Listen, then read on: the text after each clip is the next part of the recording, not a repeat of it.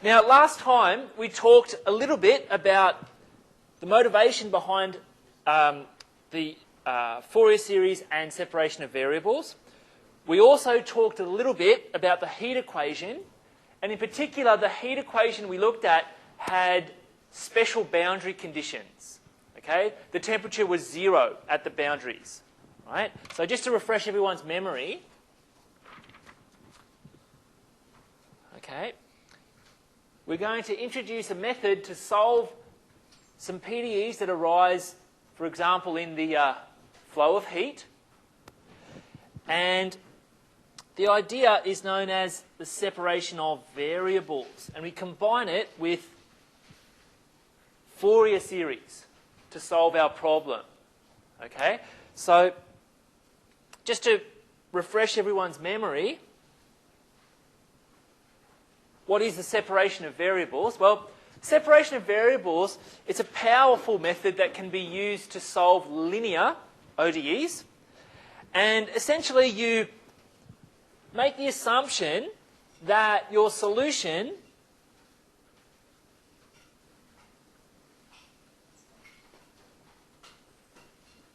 is of the following form. Okay? So in other words, the variables involved can be separated in some way. All right? What you do is you want to find functions big F and big G, multiply them together and form a solution. Now, with respect to the analysis, what we do is we reduce the PDE down to 2 ODEs and then solve the ODEs. Right? So we looked at that a little bit yesterday. We're going to continue this exploration today. All right, so let's just remind ourselves what the heat equation, I guess, models. So suppose we have a bar of homogeneous material. It could be water, it could be some metal. And the bar lies along the x-axis. All right. Now, in this picture, the cross-sections are uniform, and they're discs in this case. All right. Now, at any point along the bar, any point x, we'll have a cross-section associated with that point. Okay. And we let the temperature, U, depend on position, x, and time, t. Okay. So what we've been doing is studying the temperature of the bar. Okay.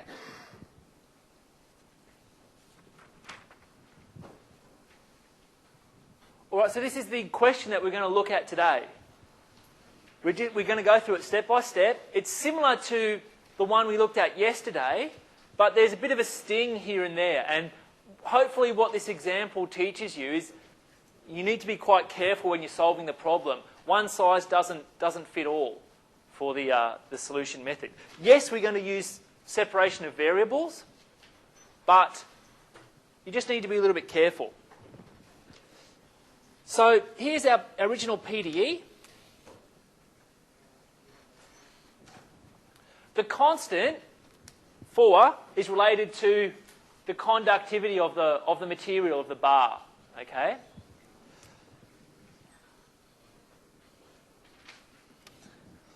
We have some boundary conditions given by equation 5. Now, note how those boundary conditions differ from the boundary conditions we looked at yesterday. Okay, the boundary conditions we looked at yesterday didn't have these subscripts. So basically, the boundary conditions yesterday were telling you that the temperature was 0 at the ends of the bars. Here, it's something a little bit different. It means there's 0 flux at the ends of the bar. Okay? And this is known as an initial condition. All right, the initial temperature in this case. And we definitely have a specified temperature here. All right? So the first question is, how do we solve this problem? And another good question is, what happens as time goes on to the temperature in the bar? Okay, so that's what we're going to look at today, and we're going to discuss it via the method of separation of variables. Okay, so it's quite long, okay, and we may actually spend the entire lecture just looking at this problem. All right, it's long. What's that? Yeah, we'll look at that as well. Okay, all right. Maybe not in this lecture. If not in this lecture, we'll talk about the wave equation in some form as well. Okay? All right. But I mean, the thing is that once I've shown you the method of separation of variables, as long as you know the little tweaks, it's easy for you to solve the wave equation. All right? So the fundamental idea here is to assume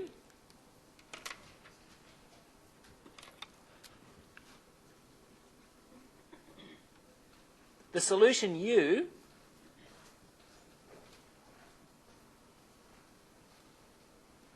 is of this form.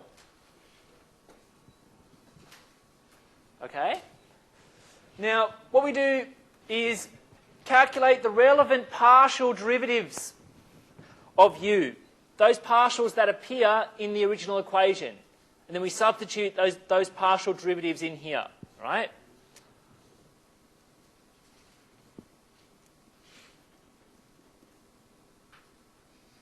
So U sub x is going to be df dx times g.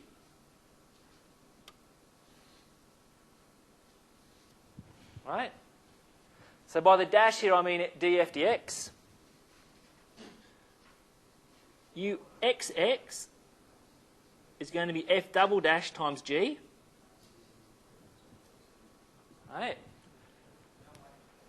And U sub t is going to be f times g dash. Where on the g dash, I mean differentiation with respect to t. All right, so we take these two bits and plug them into my PDE.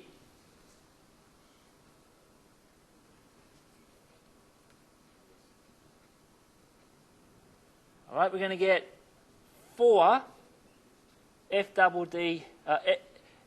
dash g equals f times g dash. All right?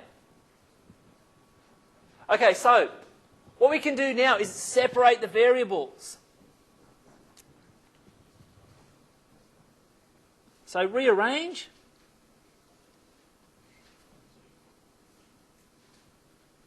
To obtain the following.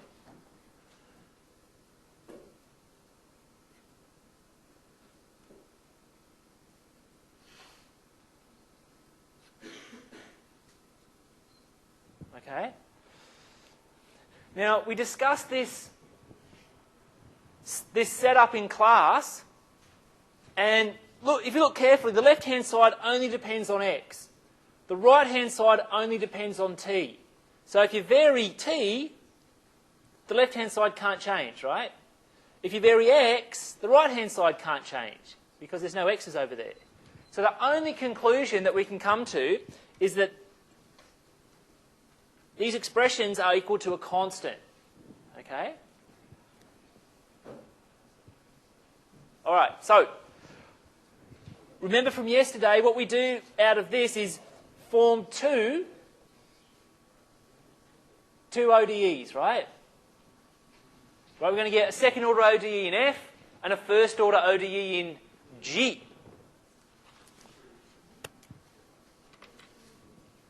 All right, so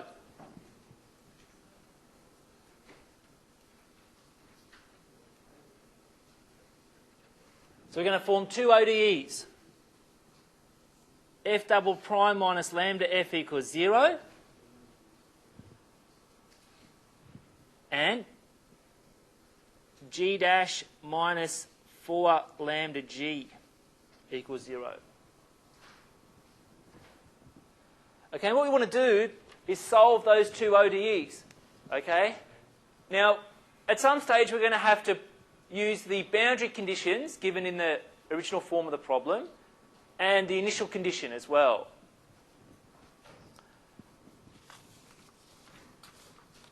All right, so let's look back to our boundary conditions. They're here. How can we use them to solve, say, the first problem? Well, it's not too difficult.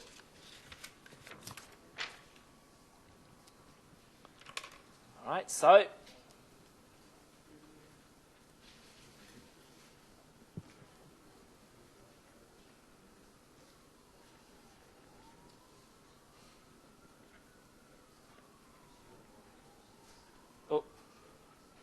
pi t.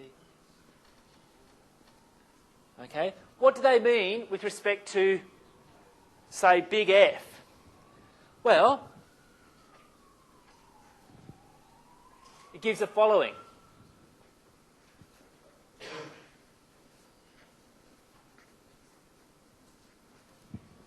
These are our boundary conditions now for big F.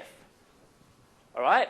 Now, this comes from the fact that we are assuming our solution is of this form.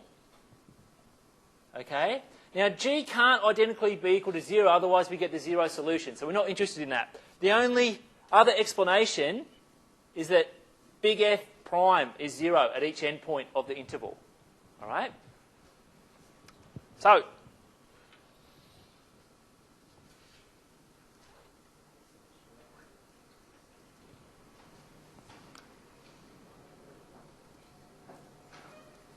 thus, we solve f double prime minus lambda f equals 0, subject to these boundary conditions.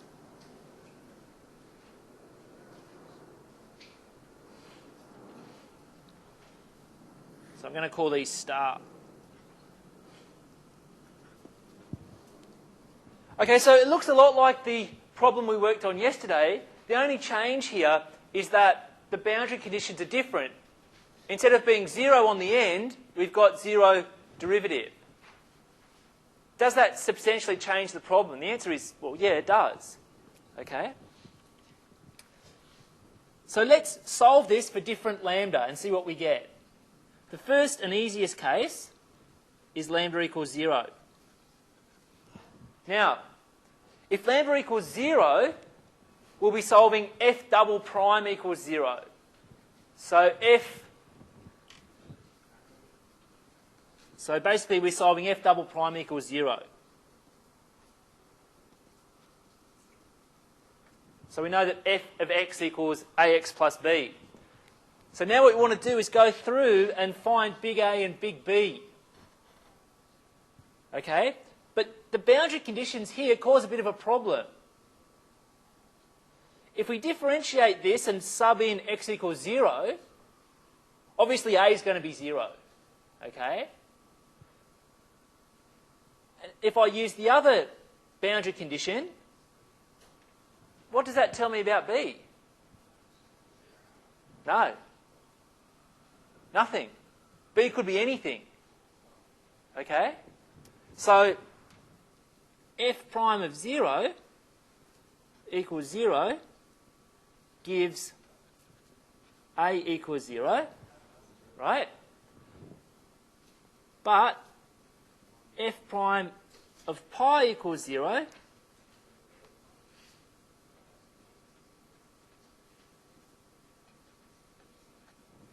means B could be anything.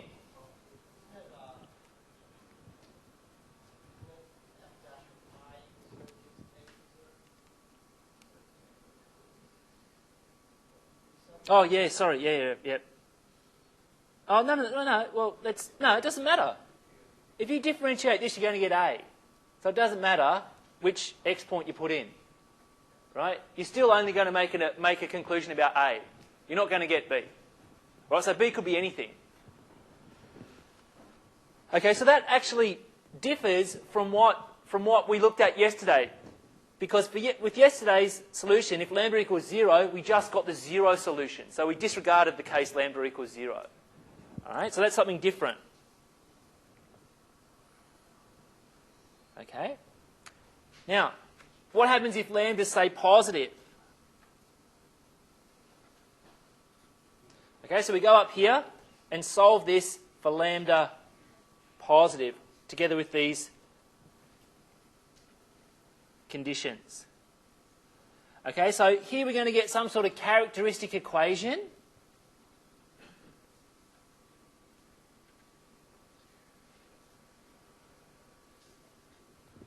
Okay. Now, if lambda is positive, the roots of our characteristic equation, they're going to be real numbers and they're going to be unequal, right?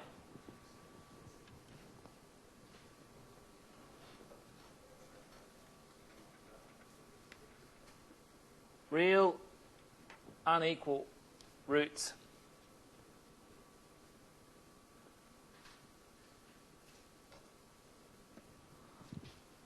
Okay, so we know from first year that when we have real and unequal roots to our characteristic equation, then the solution is some sort of linear combination of exponential functions, right?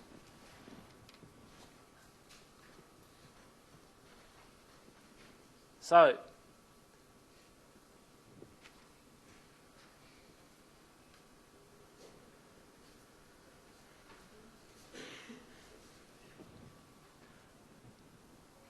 when lambda is positive, our solution will be of the following form, involving exponential functions. Okay, now, it turns out that if you look back to the boundary conditions, these boundary conditions force big A and big B to be both 0. Okay, it's not too hard to show, but I will show it for you today. Okay. So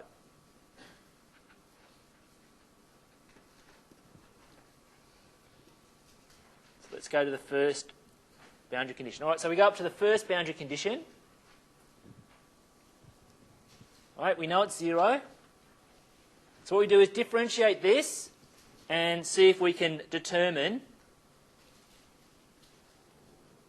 some sort of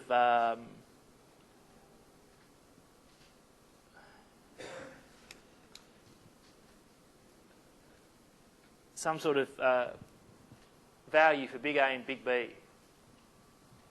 Right? So what does this tell us? It tells us that we know that lambda can't be 0 because lambda is positive. So this tells us basically that A and B are the same.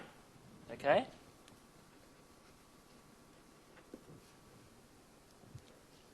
All right, let's work with the second boundary condition now. So we're going and using this piece of information.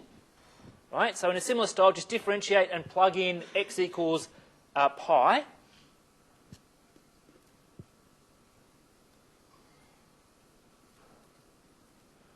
Okay, now in this case, we get something like this.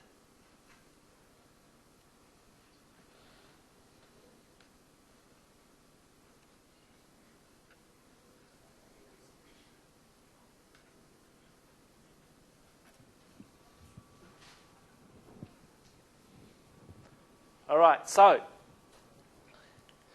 because we know A equals B, we can then just substitute out either the A or the B and get the following.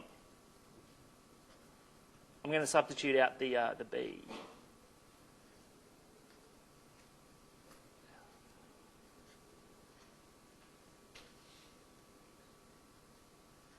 All right. Now, have a look at this bottom line.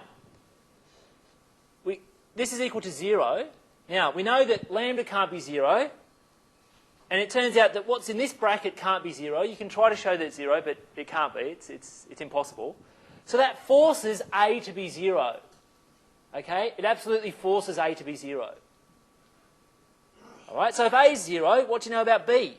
It's also got to be 0. So these coefficients are 0. So for this lambda positive case, we obtain f is just the 0 function, so we obtain the 0 and trivial solution. All right?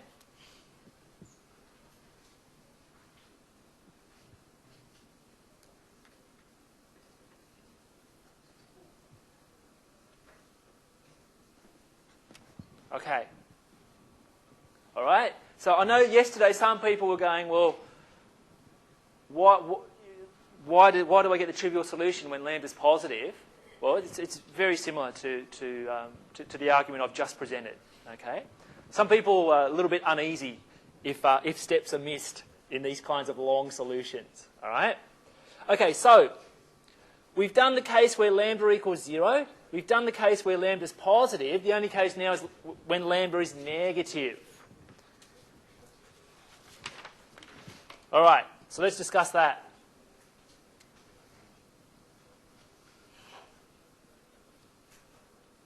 Now, like I did yesterday, I'm going to let lambda be denoted by minus p squared. The reason is that it's going to simplify the notation. All right?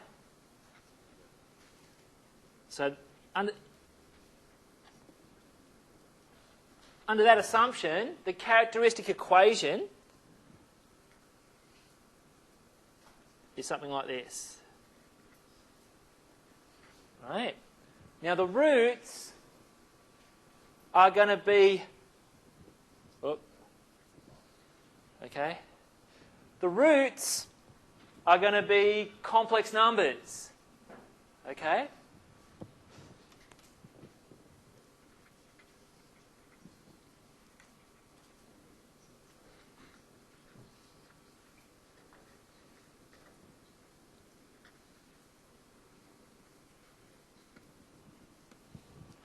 All right? Okay, so our solution is of the following form. It's going to be something like a cos px plus b sine px for certain constants, big A and big B. So, what we want to do is determine big A and big B. Big A and big B. Okay, so we go back to our boundary conditions and you want to calculate these constants, big A and big B. All right.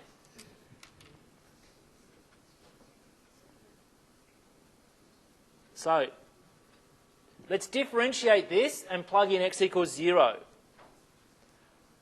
All right, we're going to get something like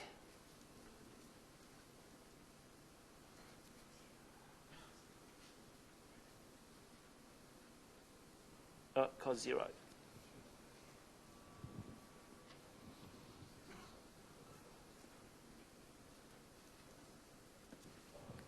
All right. Now, P can't be 0 because of this assumption, right? So the only explanation here is that big B is 0.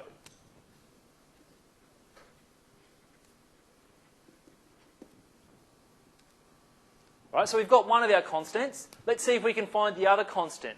And if you think back to yesterday's lecture, something a bit weird happened when we were finding this particular constant.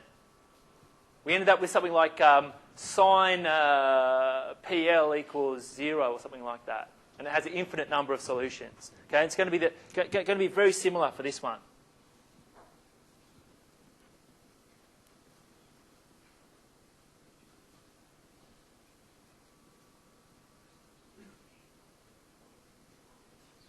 Okay, so I've disregarded the b here, so that's really all I'm interested in.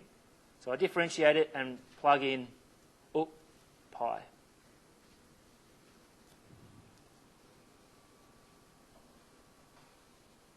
Okay, we know this has got to be equal to 0 from the boundary conditions. Okay, so A can't be 0 because we'll end up with a trivial solution then. P can't be 0, so the only explanation here is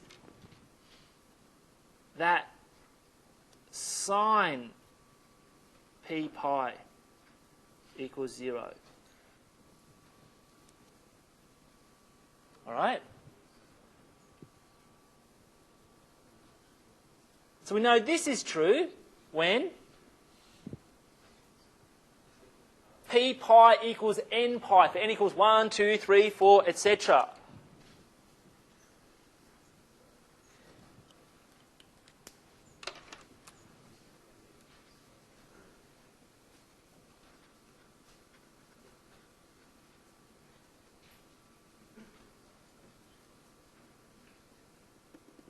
Right? Now you can see here the pi's are actually going to cancel out. So this particular example, I mean the bar's got length pi units. Okay, it's a little bit cute.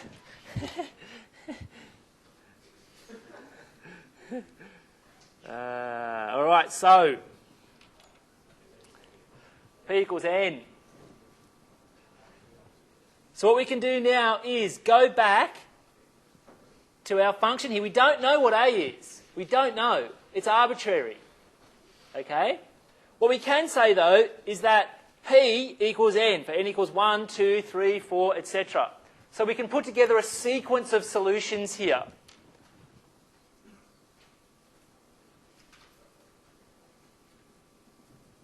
All right? So now I'm going to use this little subscript.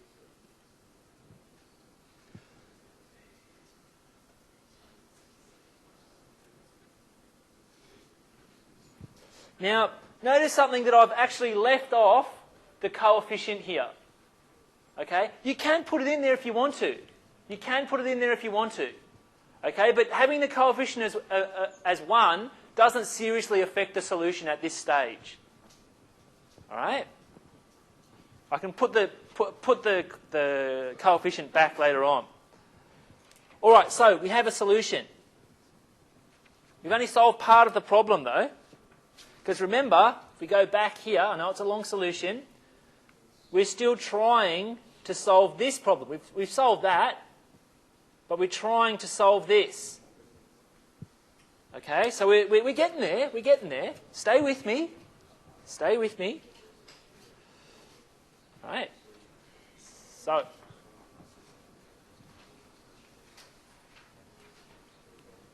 shh, shh, shh, shh.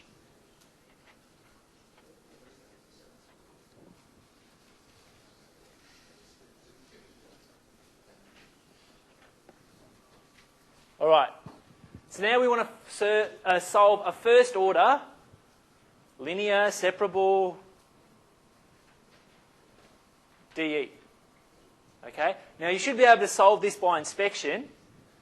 The slightly annoying thing here is that we have to divide up the cases when lambda equals 0 and when lambda is negative. Okay, so this is something different from what I showed you in the problem yesterday. So in other words, yesterday's problem was simpler. So what's our solution going to be if lambda is 0? G is just a constant, right?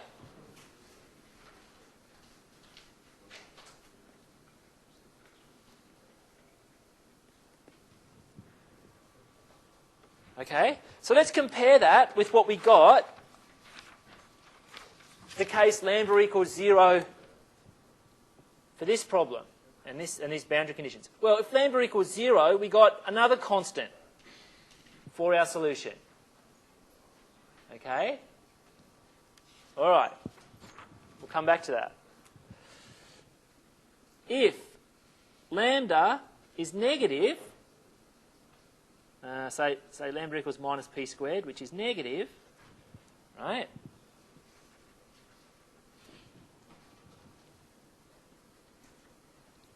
Then the solution here is going to be some sort of exponential function, right? And because p equals n, for n equals 1, 2, 3, etc., we're also going to get a sequence of solutions here for the g. All right? So it's going to be something like, the solution here is going to be e to the minus 4 lambda t, right?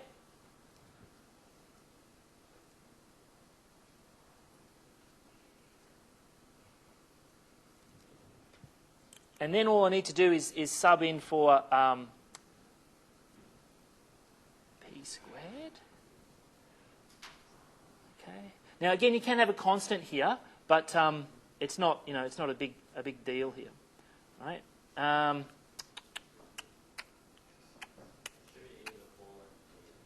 4 lambda t. I wonder what that minus sign is doing there. Thank you. All right, so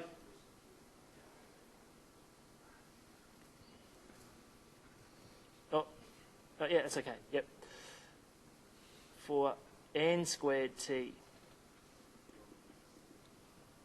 All right. So positive. All right. So now you might be thinking, well, what about the case lambda positive? If lambda's positive, we already found that we get the trivial solution in that case, so we can ignore that. All right? Okay. So let's put our pieces together. We're getting there. For lambda equals 0, we have a constant for our g and a constant for our big F. So we multiply those two things together. For lambda negative, we have, for lambda negative, we have a sequence of solutions for our big F and a sequence of solutions for big G, right? So now we multiply together.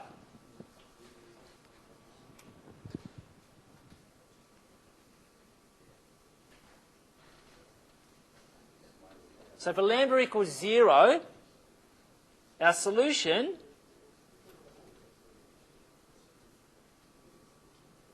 it's just an arbitrary constant. It's a constant times a constant. I'm going to be a bit sneaky here and let it equal to A0. Now you'll understand why I'm writing that in a little while.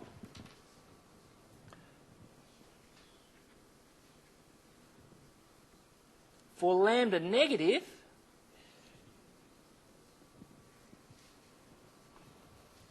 we have the following. We have a sequence of solutions, which I'm going to denote by U sub n.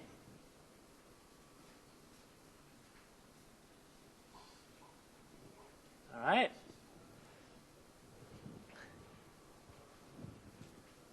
And I'm going to put this coefficient, A sub n, back into the product.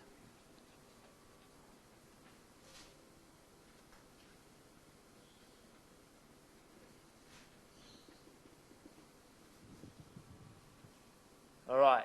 Now, so we've got a whole bunch of solutions there. In fact, we've got infinitely many.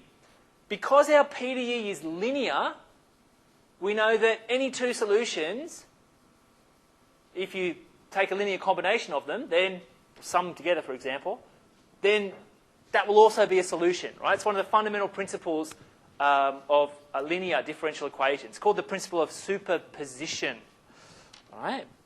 So since our ODE is linear, okay, ODE is linear, we can add all our solutions together to form a new solution. Now, I'm going to slightly abuse my notation here. By the u of x, and this is something different to that. Okay, so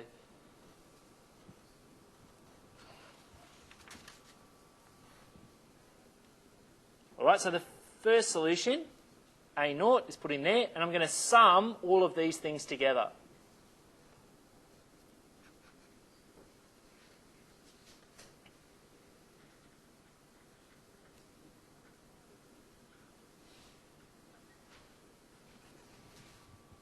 Ooh, looks a bit nasty, but we're getting there.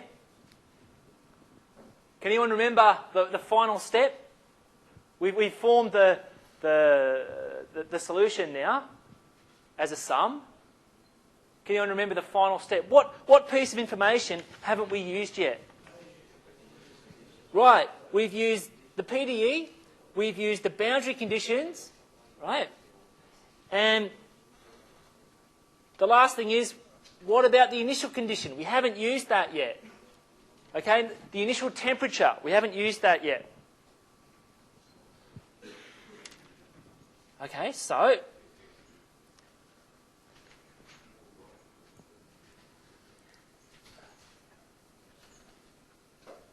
what I'm going to do is sub in t equals 0 in here and see what happens. Now we know that the initial condition says that this is equal to f of x, where f is a given function. But let's plug in t equals 0 up here. Well, the exponential is going to go to 1, right? And I'm just left with the following.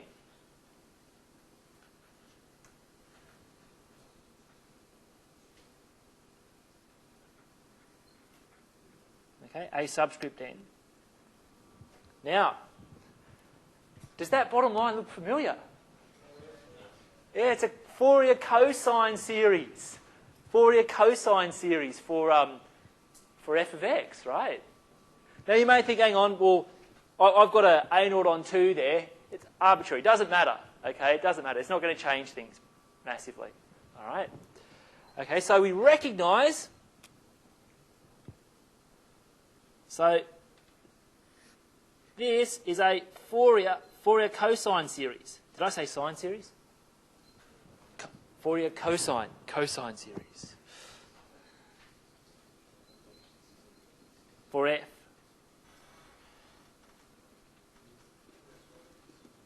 Fourier cosine series. Okay? So, how do we calculate the Fourier coefficients for a Fourier cosine series? Well, it's just integration, right? There's the Euler formula. Right? Thus, see, what we're trying to do here, is calculate somehow a0 and each an. Okay, that's what we're trying to do. Okay, if we can determine these things, then we finish the problem. Fourier series, or at least Fourier cosine series in this case, allows us to calculate these by looking at the Fourier cosine series of f, right? Calculating the coefficients from that setup.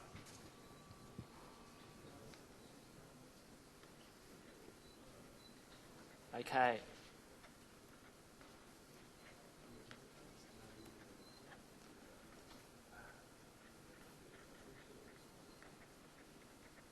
Now remember the Euler formula, and remember we're dealing with a Fourier cosine series here. So our integrals are going to be double what the general type of formula are.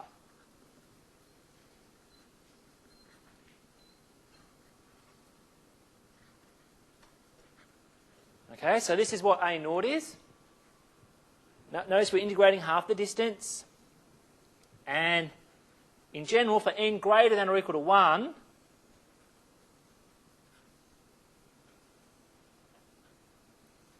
the ANs are given by this setup. Now, you may look at this and go, well, that doesn't actually tie up with the Euler formula in my notes. Well, it depends where you put the 2. In your notes, you may have a0 on 2 here. Okay? All right? Depends where you put the 2. Okay, so how would we solve the problem from now? We're almost there. We're almost there. We've solved the general problem. What you would do is go back to your initial temperature, right? F of x is this function. So for this particular problem, the initial temperature looks something like this. It looks like a tent. Okay? You would put f into here, and you would integrate. Now, unfortunately for this problem, it's integration by parts, and I'm not going to spend the rest of the lecture going through integration by parts with you. Okay? So that's a modification of the heat problem that you saw yesterday. But you can see, in this case, we get a Fourier cosine series for our answer. Our solution involves a Fourier cosine series, right? Whereas yesterday, the solution method involved a Fourier sine series. So you need to be careful. If you change the boundary conditions slightly, the solution method can change. Now, let's just have a look at the general setup of our solution. Here it is here. What's the long-term behaviour of our temperature as T gets large and positive? Well, you can see in here, you can see in here, this is going to go to 0 as T gets large because cos is bounded, right? And we're just left with A naught. Now, A naught, physically speaking, is just the average initial temperature. Okay? So what happens to the temperature in this bar? Well, in the long term, the temperature uniformly distributes itself throughout the bar to the initial, the average of the initial temperature. Okay? So that is a heat problem. It's a long road, I know, but you can do it. Okay? You can do it.